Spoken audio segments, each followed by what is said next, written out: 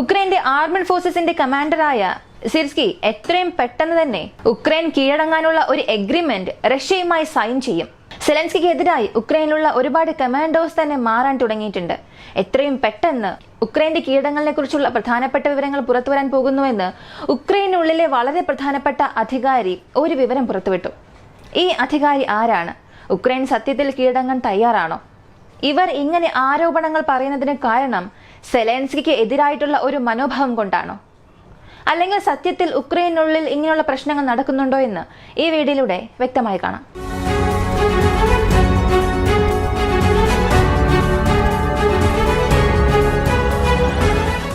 ആദ്യം ഈ പറഞ്ഞ അധികാരിയെക്കുറിച്ച് നമ്മൾ അറിയണം. വിവരങ്ങൾ അറിയുന്നതിന് മുൻപ് ഇത് ആര് പറഞ്ഞു? ഇവർക്ക് ഉക്രൈന്റെ ഗവൺമെന്റിൽ എത്രത്തോളം അധികാരമുണ്ട്? ഇങ്ങനെയൊക്കെ ഇവർ പറയാനുണ്ടായ കാരണം എന്ത്? അതിനുള്ള വാലിഡ് റീസൺസ് എന്തൊക്കെയാണെന്ന് നമ്മൾ അറിഞ്ഞാൽ മാത്രമേ ഈ സംഭവത്തിന്റെ ഗൗരവം മനസ്സിലാവുകയുള്ളൂ. ഇത് പറഞ്ഞിരിക്കുന്നത് മരിയാന ബെസോല. ഇവർ ഉക്രൈന്റെ പീപ്പിൾസ് ഡെപ്യൂട്ടിയാണ്. കൂടാതെ ഉക്രൈനിലുള്ള സെലൻസ്കി പാർട്ടിയുടെ 217ാമത്തെ ഇലക്ട്രൽ ഡിസ്ട്രിക്റ്റിലെ പ്രധാനപ്പെട്ട ഒരു പ്രതിനിധിയാണ്. ഇതിനപ്പുറം വളരെ പ്രധാനപ്പെട്ട ഒരു കാര്യം, ഉക്രൈന്റെ മിനിസ്ട്രി ഓഫ് ഡിഫൻസിലെ വളരെ പ്രധാന അധികാരത്തിലുള്ളവരാണ് ഇവർ. ഇവരിപ്പോ ഉക്രൈനിലെ ആർമഡ് ഫോഴ്സസിലെ ചീഫ് കമാൻഡറായ സിർസ്കിയിൽ ഒരു വലിയ കുറ്റാരോപണം നടത്തി. ഒരുപാട് പോയിന്റ് അവർ പറഞ്ഞിട്ടുണ്ട് ഒരു ഫേസ്ബുക്ക് പോസ്റ്റ് വഴി. അതിന്റെ സ്ക്രീൻഷോട്ട് ഞാൻ ഇവിടെ അറ്റാച്ച് ചെയ്യുന്നുണ്ട്. ഇത് അവർ തന്നെ അവരുടെ ഫേസ്ബുക്കിലൂടെ ഈ ഒരു കുറ്റാരോപണങ്ങളെല്ലാം ഓരോന്നായി പറഞ്ഞിട്ടുണ്ട്. ആദ്യത്തെ കാര്യമായി പറഞ്ഞത് പഴയ കമാൻഡോ പോലും യാതൊരു പ്രശ്നവുമില്ലായിരുന്നു, പക്ഷെ ഇപ്പോഴുള്ള സിർസ്കി വളരെ മോശമായ വ്യക്തിയാണ്. പഴയ കമാൻഡോർ എത്രയും പെട്ടെന്ന് റഷ്യയുടെ മുൻപിൽ ഉക്രൈനെ കീഴടങ്ങാൻ പ്രേരിപ്പിക്കുമെന്ന് ഒരുപാട് പേർ പ്രതീക്ഷിച്ചു. എന്നാൽ അങ്ങനെയൊന്നും സംഭവിച്ചില്ല. അതിനപ്പുറം ഒരുപാട് കാര്യങ്ങൾ അദ്ദേഹം ചെയ്തു. ഇപ്പോഴുള്ള കമാൻഡറെ കുറിച്ച് പറയുമ്പോൾ ഇപ്പോൾ എല്ലാവർക്കും ഒരു ചോദ്യം വരാം, ആ പഴയ കമാൻഡർക്ക് എന്ത് സംഭവിച്ചു? നേരത്തെ ഉക്രൈന്റെ ആർമഡ് ഫോഴ്സസിന്റെ കമാൻഡർ ആയിരുന്നു, അയാളെ മാറ്റിയിട്ടല്ലേ ഇപ്പോൾ സിർസ്കിയെ കമാൻഡർ ആക്കിയത്. ഇപ്പോൾ അയാൾ എന്ത് ചെയ്യുന്നുവെന്ന് ചോദിച്ചാൽ ലണ്ടന്റെ അംബാസിഡറായി ഉക്രൈനിൽ വർക്ക് ചെയ്യുകയാണ്. കമാൻഡർ ഇൻചാർജ് ആയിട്ട് ഇപ്പോഴുള്ളത് ഈ സിർസ്കിയാണ്. ഇവർ എന്തുകൊണ്ട് ഈ കുറ്റാരോപണങ്ങൾ സിർസ്കിക്കെതിരെ നടത്തിയെന്ന് ചോദിച്ചാൽ അതിന്റെ വാലിഡ് പോയിന്റ്സ് എന്തെന്ന് ചോദിച്ചാൽ പഴയ കമാൻഡറേക്കാൾ ഇയാൾ മോശമാണെന്ന് ഞാൻ പറയാൻ ഒരുപാട് കാരണങ്ങൾ എന്റെ പക്കൽ തന്നെ ഉണ്ട്. നിങ്ങൾ തന്നെ നോക്കുക. എത്രയും പെട്ടെന്ന് റഷ്യക്ക് മുൻപിൽ ഉക്രൈൻ കീഴടങ്ങേണ്ട എല്ലാ കാര്യങ്ങളും ഇയാൾ ചെയ്യും. ബാറ്റിൽ ഫീൽഡിൽ ഇയാൾ ചെയ്യുന്നുണ്ട്. അങ്ങനെയാണെങ്കിൽ ബാറ്റിൽ ഫീൽഡിൽ എന്ത് വലിയ വ്യത്യാസമാണ് ഉണ്ടായത്? ഇത്രയും കുറ്റാരോപണങ്ങൾ ഇയാൾക്കെതിരെ പറയാൻ ഇയാൾ എന്ത് ചെയ്തു എന്ന് ചോദിച്ചാൽ ഒരുപാട് കാര്യങ്ങൾ എവിഡൻസോട് കൂടി പറയുന്നു. പ്രധാനപ്പെട്ട ഒരു കാര്യം 216ാം ബ്രിഗേഡ് കൂടാതെ 47ാം ബ്രിഗേഡ്, ഇവർക്ക് ഉക്രൈനിൽ ഒരു പെറ്റ് നെയിം കൊടുത്തിട്ടുണ്ട്, സോംബി ബ്രിഗേഡ് എന്നാണ്. വളരെ മോസ്റ്റ് പവർഫുൾ ആയ വെൽ ട്രെയിൻഡ് സോൾജേഴ്സ് ഉള്ള ഒരു ബ്രിഗേഡാണത്. ചെസീവിയ, അബ്ദീവിയ ഇങ്ങനെയുള്ള റീജിയൻസിൽ ഫ്രണ്ട് ലൈനോട് ചേർന്നാണ് ഇവർ നിർത്തിയിരിക്കുന്നത്. ഇതെല്ലാം പഴയ കമാൻഡർ ഉണ്ടായിരുന്നപ്പോഴാണ്. എന്നാൽ പുതിയ ഓഫീസർ വന്ന കുറച്ച് ദിവസത്തിൽ തന്നെ ആ ഫ്രണ്ട് ലൈനോട് ചേർന്ന് നിന്നിരുന്ന പഴയ ആ ഫോഴ്സസിനെ ബ്രിഗേഡിനെല്ലാം മാറ്റുന്നു. അതായത് ഉക്രൈന്റെ സ്ട്രോങ് ഹോൾഡ് പൊസിഷൻസ്. ഉക്രൈൻ ഈ ഒരു സ്ഥലത്ത് വളരെ സ്ട്രോങ് ആണ്. റഷ്യ എത്ര ആക്രമണം ഇവിടെ നടത്തിയാലും എത്ര തവണ ഫ്രണ്ട് ലൈനെ അകത്തേക്ക് വരാൻ ശ്രമിച്ചാലും റഷ്യയെ കൊണ്ടത് സാധിക്കില്ല. ഉക്രൈന്റെ ഡിഫൻസീവ് ലൈൻസ് ആ സ്ഥലത്ത് സ്ട്രോങ് ആണ്. ഉദാഹരണത്തിന് ചെസീവിയാർ. കാരണം ചെസീവിയാറിനെ പോലും കുറച്ച് ദിവസങ്ങൾക്ക് മുൻപാണ് റഷ്യ കൈപ്പറ്റിയത്.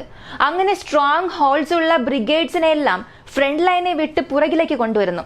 ഈ 2 ബ്രിഗേഡ്സിനെ കൊണ്ടുവരികയും അവരെ മറ്റു ഭാഗങ്ങളിലേക്ക് മാറ്റി. ഇത് റഷ്യക്ക് അനുകൂലമായി മാറി. നേരത്തെ പല മാസമായി ആ സ്ഥലത്തെക്കുറിച്ച് അറിയാവുന്നവർ റഷ്യയുടെ ടാക്ടിക്സ് എങ്ങനെ, റഷ്യയുടെ ഫോഴ്സസ് ഏത് സ്ഥലത്തെല്ലാം ഉണ്ട്, അവരുടെ ആക്രമണങ്ങൾ എങ്ങനെയായിരിക്കുമെന്ന് വ്യക്തമായി മനസ്സിലാക്കിയ സോൾജേഴ്സിനെ, അതായത് ഒരു സ്ഥലത്തെക്കുറിച്ച് വളരെ വ്യക്തമായി അറിയാവുന്ന സൈനികരെ അവിടെ നിന്ന് മാറ്റിയിട്ട് അവിടെ ഏകദേശം അറിയാവുന്ന അല്ലെങ്കിൽ ആ സ്ഥലത്തെക്കുറിച്ച് യാതൊരു അനുഭവമില്ലാത്ത കുറച്ച് സൈനികരെ അവിടെ കൊണ്ടുവന്നു. 51ാമത്തെ ബ്രിഗേഡ്, 55ാമത്തെ ബ്രിഗേഡിലെ ചില സൈനികരെ അവിടെ കൊണ്ടുവന്ന് നിർത്തി. ഇങ്ങനെ നിർത്തിയ കുറച്ച് ദിവസത്തിൽ തന്നെ റഷ്യ ഇവരുടെ ടാക്ടിക്സ് എല്ലാം മറികടന്ന് ഇപ്പോൾ പുതുതായി വന്ന സൈനികരുടെ എല്ലാം ഡിഫൻസീവ് ലൈൻ തകർത്ത് ചെസീവിയാറിനെ പിടിച്ചു. അവ്ദീവ്ക ഭാഗങ്ങളിൽ ഒരുപാട് സ്ഥലങ്ങളും പിടിച്ചു. ഇത് ആദ്യത്തെ കാര്യം. രണ്ടാമത്തെ കാര്യം അയാളുടെ സ്ട്രാറ്റജിയാണ്. സാധാരണ ഡിഫൻസീവ് ലൈൻസിൽ അവർ ഉപയോഗിച്ചുകൊണ്ടിരുന്ന സ്ട്രാറ്റജി ഡ്രോൺ അറ്റാക്ക് ഒരുപാട് ചെയ്യും. ഇപ്പോൾ റഷ്യയുടെ സൈനികർ ഒരു സ്ഥലത്ത് നിൽക്കുന്നു, അല്ലെങ്കിൽ ഒരു സ്ഥലത്ത് വലിയൊരു ഒഫൻസീവിനായി, അല്ലെങ്കിൽ ഉക്രൈനെതിരെ ഒരു വലിയ ഒഫൻസീവ് ചെയ്യാനായി ഒരു കൂട്ടം സൈനികർ ഇങ്ങനെ ഒത്തുകൂടുന്നു. ആ ഭാഗത്തെ നോക്കി മാറി മാറി ഉക്രൈൻ ഡ്രോൺ അറ്റാക്ക് നടത്തും. ഉക്രൈൻ ഇത്രയും ദിവസം വിജയകരമായി നടന്ന ഒരേ ഒരു വഴി ഈ ഡ്രോൺ അറ്റാക്ക് ആയിരുന്നു. കാരണം റഷ്യയുടെ മിസൈൽ സ്ട്രൈക്ക് എത്രത്തോളം ഉക്രൈന് നഷ്ടങ്ങൾ ഉണ്ടാക്കിയോ അതുപോലെ ഉക്രൈന്റെ ഡ്രോൺ സ്ട്രൈക്ക് കാരണം റഷ്യക്ക് ഒരുപാട് നഷ്ടങ്ങൾ ഉണ്ടായി. റഷ്യൻ ഒക്കുപ്പൈഡ് ഭാഗങ്ങളിൽ അവിടെയുള്ള റഷ്യൻ സൈനികർക്ക് ഒരുപാട് നഷ്ടങ്ങൾ വരുത്തിവെക്കാൻ സാധിച്ചു. ഈ യുക്രൈന്റെ സ്ട്രാറ്റജി എങ്ങനെ അവിടെ വർക്കായി എന്ന് ചോദിച്ചാൽ, കൂടുതൽ സൈനികർ, റഷ്യയുടെ സൈനികർ വരുന്ന സമയത്ത് മിസൈൽ യൂണിറ്റ്സോ അല്ലെങ്കിൽ ആർട്ടിലറി യൂണിറ്റ്സോ ഇവിടെ നിന്നും ഫയർ ചെയ്താൽ റഷ്യയുടെ റേഡാർസ്, ആർട്ടിലറി ഫൈൻഡ് ചെയ്യുന്ന റേഡാർസ്, അല്ലെങ്കിൽ റഷ്യയുടെ എയർക്രാഫ്റ്റ്സ് ഇവയെല്ലാം ചേർന്ന് ആ മിസൈൽ യൂണിറ്റ്സിനെ മുഴുവനായും നശിപ്പിക്കും. അതുകൊണ്ട് നമുക്ക് ക്രിട്ടിക്കൽ ആക്സസ് എന്ന് പറയുന്ന മിസൈൽ ലോഞ്ചേഴ്സ് എല്ലാം നഷ്ടമാവുകയാണ്. അതിനാൽ നമ്മൾ ഈ സ്ട്രാറ്റജി മാറ്റി ഡ്രോൺ ഉപയോഗിച്ച് ആക്രമണം നടത്താം. അങ്ങനെ നടത്തിയാൽ അത് റഷ്യയെ കൊണ്ട് തടയാൻ കഴിയില്ല, റഷ്യക്ക് നഷ്ടങ്ങൾ ഉണ്ടാക്കുമെന്ന് ചിന്തിച്ച് അത് വളരെ വിജയകരമായി ഇത്രയും ദിവസം ചെയ്തുകൊണ്ടിരുന്നു. പക്ഷേ ഈ ഒരു ഓഫീസർ വന്നതിന് ശേഷം ഈ ഫ്രണ്ട് ലൈനിൽ നടക്കുന്ന ഒരുപാട് മാറ്റങ്ങൾക്ക് ഇയാളൊരു കാരണമായി. ഡ്രോൺ സ്ട്രൈക്ക് കൂടുതൽ ചെയ്യാതെ ആർട്ടിലറീസ് ഉപയോഗിക്കുന്നതും കൂടാതെ വെസ്റ്റേൺ മെയ്ഡ് എക്യുപ്മെന്റ്സ് ഉപയോഗിച്ച് ഫ്രണ്ട് ലൈനിൽ കൂടുതലായി ഫയർ ചെയ്യിപ്പിച്ചു. ഇയാൾ ഇത് എങ്ങനെ പദ്ധതി ഇട്ടു എന്ന് ചോദിച്ചാൽ ഇത് കാരണം ഒരുപാട് നഷ്ടങ്ങൾ റഷ്യക്ക് ഉണ്ടാക്കാൻ സാധിക്കും. വീണ്ടും കുറച്ചു ദൂരം ഡിഫൻസീവ് ലൈൻസിനെ ഉക്രൈനെ കൊണ്ട് ഹോൾഡ് ചെയ്യിപ്പിക്കാം എന്ന് കരുതിയാണ് ഇങ്ങനെയൊക്കെ ചെയ്തത്. പക്ഷേ ആ സ്ഥലത്ത് ഉക്രൈന് തന്നെ അത് വലിയ പരാജയമായി മാറി. ഡ്രോൺ സ്ട്രൈക്ക് കുറഞ്ഞതുകൊണ്ട് റഷ്യയുടെ ട്രൂപ്പ് മൂവ്മെന്റ്സ് എന്നത് ഫ്രണ്ട് ലൈനോട് ചേർന്ന് വരാൻ തുടങ്ങി. റഷ്യയുടെ ആർട്ടിലറി കണ്ടുപിടിക്കുന്ന റേഡാർസ്, ഹൈമാസിന് എതിരായിട്ടുള്ള സിസ്റ്റംസ് എല്ലാം ഉക്രൈന്റെ ഏരിയാസിൽ ഡെപ്ലോയ് ചെയ്തിട്ടുണ്ട്. അത് ഉക്രൈനെതിരെ ഉപയോഗിക്കാനും തുടങ്ങിയിട്ടുണ്ട്. അതുകൊണ്ടാണ് കഴിഞ്ഞ 2 മാസത്തിൽ ഈ റഷ്യ ഉക്രൈൻ ഫ്രണ്ട് ലൈനിൽ ഒരുപാട് മാറ്റങ്ങൾ റഷ്യക്ക് അനുകൂലമായും ഉക്രൈന് പ്രതികൂലമായും ഉണ്ടായത്. അടുത്ത് മൂന്നാമത്തെ പ്രധാന കാരണമായി പറയുന്നത് ഈ കാർക്കീവ് റീജിയൻ ആണ്. കാർക്കീവ് റീജിയനെ കുറിച്ച് നമ്മൾ ഒരുപാട് കാര്യങ്ങൾ കണ്ടു. ഏകദേശം 25 കിലോമീറ്റർ വരെയും റഷ്യൻ ബോർഡറിൽ നിന്ന് റഷ്യൻ ട്രൂപ്സ് മുന്നേറി വരികയാണ്. പഴയ കമാൻഡർ ഉണ്ടായിരുന്നപ്പോൾ റഷ്യ പെട്ടെന്നൊരു ഒഫൻസീവ് ചെയ്യുമ്പോൾ നമ്മൾ എന്ത് ചെയ്യും എന്ന് കരുതി ആവശ്യമായ സൈനികരെ എല്ലാം അവിടെ നിറച്ചിട്ടുണ്ടായിരുന്നു, അയാളുടെ കൺട്രോളിന് കീഴിൽ നിർത്തിയിട്ടുണ്ടായിരുന്നു. എന്നാൽ പുതിയ ഓഫീസർ വന്നതിന് ശേഷം അതെല്ലാം മുഴുവനായും മാറി. കാരണം ഇതെല്ലാം ഒന്നോടൊന്ന് ഇന്റർ കണക്ട് ആയിട്ടുണ്ട്. നിങ്ങൾ തന്നെ ഒന്ന് ചിന്തിച്ചു നോക്കുക. കാർക്കീവിൽ നേരത്തെ സോൾജേഴ്സിനെ നിർത്തിവെച്ചിട്ടുണ്ട്, ഫ്രണ്ട് ലൈൻ സ്റ്റേബിൾ ആണ്. ഇത് പഴയ കമാൻഡർ ഉള്ളപ്പോൾ സംഭവിച്ചതാണ്. ഇപ്പോൾ പുതിയൊരു കമാൻഡർ വന്നു. ഈ മുഴുവൻ പ്ലാനിങ്ങിലും ചെറിയൊരു മാറ്റം സംഭവിക്കുന്നു. ഡ്രോൺ സ്ട്രൈക്കിലൂടെ ആ ഒരു പ്ലേസിനെ കൂടുതൽ ശക്തമാക്കിക്കൊണ്ടിരിക്കുന്ന സമയത്തായിരുന്നു ആ ഡ്രോൺ സ്ട്രൈക്കിനെ മുഴുവനും അവസാനിപ്പിച്ചത്. അതിലൂടെ റഷ്യയുടെ സ്ട്രൈക്ക് അവിടെ അധികമാകാൻ തുടങ്ങി.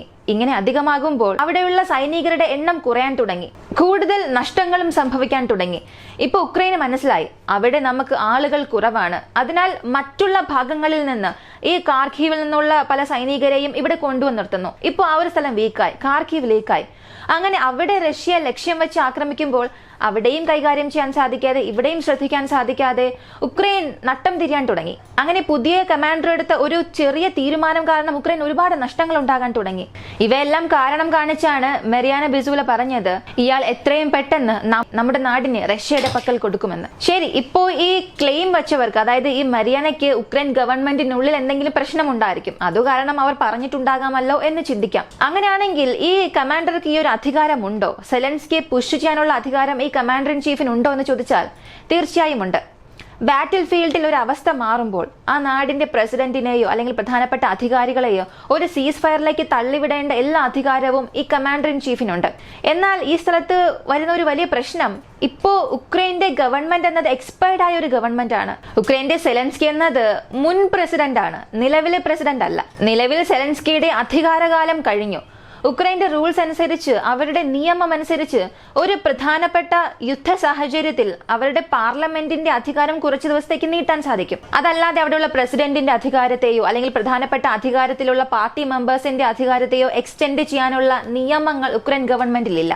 അതിനാൽ ഈ പറഞ്ഞ കാര്യങ്ങളെല്ലാം എങ്ങനെ പ്രവർത്തനത്തിൽ വരും? ഒരു പക്ഷേ സീസ് ഫയറിലേക്ക് വന്നാലും റഷ്യ അതിനെ സമ്മതിക്കുമോ എന്നതെല്ലാം വലിയൊരു ചോദ്യമാണ്. നേരത്തെ പുടിൻ ഒരു കാര്യം വളരെ വ്യക്തമായി പറഞ്ഞു, എക്സ്പയർ ആയ ഒരു ഗവൺമെന്റുമായി, എക്സ്പയർ ആയ ഒരു പ്രസിഡന്റുമായി ഒരു സമാധാന ചർച്ച നടത്തിയാലും അത് ഉക്രൈന്റെ കോൺസ്റ്റിറ്റ്യൂഷൻ അനുസരിച്ച് അസാധുവാണെന്ന്. അതുമാത്രമല്ല, മറ്റൊരു പീസ് പ്ലാൻ ഇപ്പോൾ റഷ്യ പ്രപ്പോസ് ചെയ്തിട്ടുണ്ട്. ഇവയെല്ലാം ചേർത്ത് വായിക്കുമ്പോൾ തീർച്ചയായും എത്രയും പെട്ടെന്ന് ഒരു സമാധാന ചർച്ച ഈ സ്ഥലത്ത് നടക്കാനുള്ള സാധ്യതയുണ്ട്. എന്നാൽ ഈ കമാൻഡർ വന്നതിന് ശേഷം ചില കാര്യങ്ങൾ സംഭവിച്ചു, അത് നമ്മളിവിടെ പറഞ്ഞു തീരൂ. റഷ്യയിൽ നടക്കുന്ന ആക്രമണങ്ങൾ കൂടിയിട്ടുണ്ട്. അമേരിക്കൻ മെയ്ഡ് വെപ്പൺസ് ഉപയോഗിച്ച് നശിപ്പിക്കുക, റഷ്യയുടെ ഡീപ് ടെറിട്ടറിക്കുള്ളിൽ ആക്രമിക്കുക, ഇങ്ങനെ ഒരു ഭാഗത്ത് അയാളുടെ പ്രവർത്തികൾ ഉക്രൈന് അനുകൂലമായാലും ഉക്രൈൻ ഉണ്ടാകുന്ന നഷ്ടങ്ങളും അധികമായിട്ടുണ്ട്. ഒരു ഭാഗത്ത് റഷ്യയെ നശിപ്പിക്കണമെന്ന് വിചാരിച്ച് എന്ത് ചെയ്താലും ബാറ്റിൽ ഫീൽഡിൽ നിങ്ങളുടെ ഭൂമി നിങ്ങൾ പതിയെ പതിയെ നഷ്ടപ്പെടുത്തിക്കൊണ്ടിരിക്കുമ്പോൾ അത് നിങ്ങൾക്കുള്ള ഒരു പരാജയത്തിൽ അവസാനിക്കുകയുള്ളൂ. ഈ വീഡിയോ കുറിച്ച് നിങ്ങളുടെ അഭിപ്രായം എന്താണെന്നുള്ളത് കമന്റിൽ പറയുക. വീഡിയോ ഇഷ്ടമായാൽ ലൈക്ക് ചെയ്യുക, ഷെയർ ചെയ്യുക.